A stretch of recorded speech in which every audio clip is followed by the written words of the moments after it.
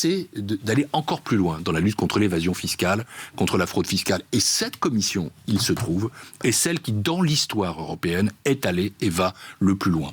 Depuis que je suis commissaire européen chargé de la fiscalité, on a pris des accords sur l'échange automatique d'informations sur les comptes de particuliers avec la Suisse, avec Monaco, avec San Marin, avec Andorre, avec le Liechtenstein. Il n'y a plus de trous. Vous allez faire une liste, attendez, vous allez établir quelque chose de particulier. J'y viens. Et ça veut dire par exemple que si quelqu'un, allez, je pense à personne, avait eu un compte en Suisse, on n'aurait pas été obligé de le demander à telle ou telle banque qui répondait ou ne répondait pas, on aurait eu l'information immédiatement. Fini ce type d'opacité. Deuxième chose, on a aussi passé une directive en un temps record sur ce qu'on appelle les rescrits fiscaux, c'est-à-dire les prévisions d'impôts des entreprises. Là, les États maintenant savent ce que font les voisins. Ça n'était pas le cas auparavant.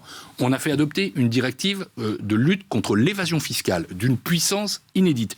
Et il faut aller plus loin. Et en effet, je vais proposer deux choses dans les semaines qui viennent. La première, c'est qu'on crée ce qu'on appelle une assiette commune consolidée pour l'impôt sur les sociétés, ce qui évitera les distorsions entre pays, ce qui permettra aussi de répartir l'activité des multinationales, ou plutôt leurs profits, ce qui permettra de taxer les profits des multinationales là où ils sont créés, car personne ne peut échapper. Vous voyez la décision Apple.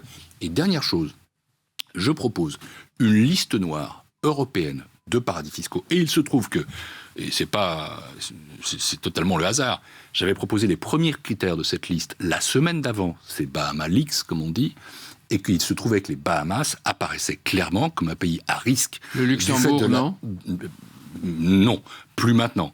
Parce que les pays européens se sont quand même conformés à ce qu'on appelle l'échange automatique d'informations. Donc vous focalisez sur les Bahamas.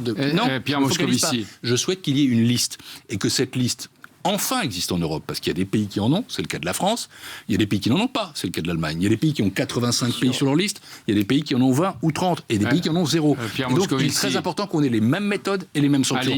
La réponse, encore une fois, c'est l'exemplarité individuelle, mais c'est surtout l'exemplarité collective. C'est de faire en sorte que nous ayons une société qui aille vers la révolution de la transparence fiscale. Il faut croire que le et mal ça, c'est mon job. était grand.